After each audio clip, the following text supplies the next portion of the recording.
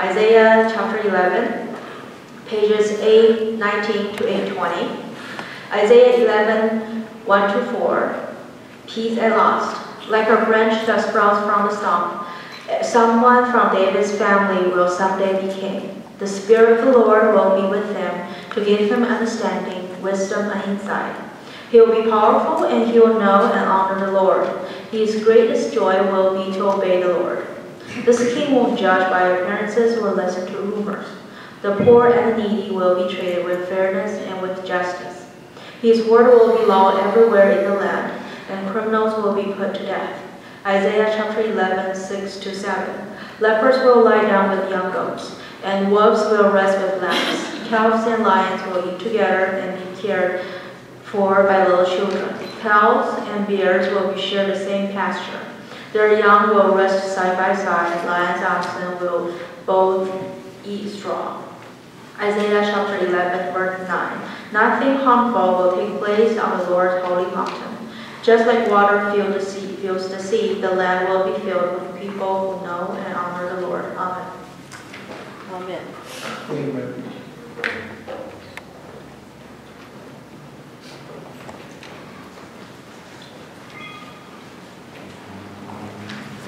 I don't know about you, but I have an awful lot of energy today. Maybe it came from last week. Fire does that to me. I hope that we're all on fire for the Holy Spirit. Yes? Yes. Amen. Right. Anyway, I wanted to explain a little bit about Isaiah before I talk about my personal dreams. Isaiah is the longest of all the prophets. It goes from chapter 1 to chapter 66. And the first 39 chapters they refer to as First Isaiah. And most scholars believe that Isaiah actually spoke those words or wrote them down. And he's warning people that if they don't change their ways, if they don't listen to what it is that God is asking them to do and to be, disaster will befall them. And as we know, it really did happen. In the year 586 BC, the Babylonian army came over the hills and captured Jerusalem and the areas around there. And many, many people were put into exile. Chapters 40 to 65, to 55, is what is called Second Isaiah. And that talks about the period of time when people were in captivity in Babylon. And it was very, very depressing. Can you imagine losing your home, having to move away from your friends, only being able to take with you to carry on a cart, and just leaving everything and then going into some strange place? It would be very difficult for me to imagine that. But that's what happened. It was very, very depressing. So you can imagine those people are in exile, and they're going, oh, we've lost everything. Where's God? We're really miserable. And then something great happens. The Persians overturned, you might say, the exile of the Babylonians.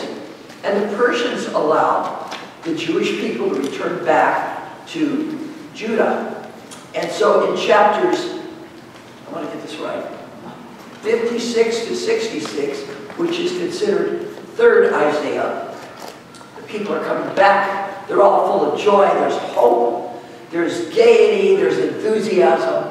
And most people believe that Isaiah didn't write these last chapters because he would have been extremely old after all this time took place. But that was a follower of Isaiah. He was the most popular of all the prophets. He had the most followers. And he was the one that shared with people all the dreams that God had and shared with him of how to live. And in this writing that we have in chapter 11, he says that there will be somebody that will come back. It'll be from the family that came from not the twig, but the branch of Jesse, which of course was King David. And there will be justice. The poor and those who are you might say, marginalized, will be treated justly, will be treated fairly, and that people will live in peace. It will be a beautiful world. And the thing is, God never gives up. And I know a lot of people get very depressed because they listen to the news and they hear all this negative stuff and don't realize all the good things that are happening. I know I've said this over and over again, and you're probably getting tired of hearing this, but we have, percentage-wise, less people fighting in wars today, percentage-wise, than we did at the time of Jesus, or at the time of the writing of Isaiah. Back in those good old days, everybody was fighting with everybody, everyone was prejudice against everybody. They all engaged in a lot of name-calling, and those neighbors are no good. This is what the kind of message you get. And you even see it in the Bible. We don't like those folks. They're different than we are. And God doesn't like them either. Right now, I think, as followers of Jesus, we know better. And the problem with us today is true of every culture. We often look at people that are different as being something else. But if you truly label people as not so smart or lazy or whatever kind of a label you want to put on them, you're basically saying that God makes junk, aren't you? If you don't like somebody because they come from another country or another culture and then, you know, kind of defile their character, you're really saying that God made me great. I was one of the pleasant ones, but those people, they're no good. When in this country we had so much segregation in all respects, neighborhoods, trains, buses, drinking fountains even, people were saying to themselves, God created me fine, but those people we don't want to have to deal with. What is that saying to God? What is that saying about our Creator who made us so wonderful? And even in my own life, my mother once referred to this man who lived upstairs from us.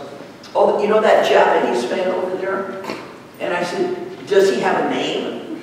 Oh, he's that Japanese guy up there. So I actually, because I didn't know him, I brought him down. He didn't know what was going on. And I introduced him to my mother, and I said, Mom, this is Bob. And Bob has been our upstairs neighbor for the last 3 years, and you probably haven't met him yet, but I want to introduce you to him. So what happened is that now her thinking was changing, and Bob was Bob, who happens to be Japanese. Well, actually, he wasn't from Japan. He was like third-generation American. But at least she identified him as Bob. Think if we did that with everyone who came from a different culture. First their name, because they're a person. I'm going to pick on you, Nellie. It's just fun to pick on somebody. Nellie, who is a Filipina, who lives over here, and loves to conduct choirs. See the difference? Oh, that Filipino woman just walked in. You see the difference? You have a name. You're a real person. I know something about you. And this is true of everyone. Please, find out their name first, okay? And then they're from China, or they're from Japan, or they're from India. Or from the United States. We are so blessed living here in Southern California. I think this is a great place. Because we have people from all over the world. And if we want to continue as a community, we have to invite people from all over the world to join us. Right? Right. Because we are changing demographics here. Amen. Very much so. And God's people live all around us. And we need to appreciate, you know, what God has created. Prejudice is one of the things that needs to go. And it will go when we have an opportunity to meet more and more people in our community. I remember how grateful I was when I finally went to college, because nobody would have much of anything to do with me when I was in high school. I I'm a very social person. You probably will wonder, well, how could that be? Even though San Pedro was a fairly large community, it also was very insulated. People were living in little ghettos. There was the Italian neighborhood, and there was the Yugoslav neighborhood, and there was the Mexican neighborhood, and there was the African-American neighborhood, and they were all segregated. They were all in one town, but they didn't really have much to do with each other. I was the outcast. I was the daughter of a father who was gay, and no one wanted to have anything to do with me. And when I finally met Jesus, many years later, I realized that Jesus would love me. Jesus would care about me. Not only would he care about me, but he would care about my dad. He wouldn't be judgmental. He would show love and compassion. And that's really what followers of Christ should be doing. This is what we should be all about. There is no junk in this room, okay? You're all wonderful. And yeah, we make mistakes, true. We all make mistakes.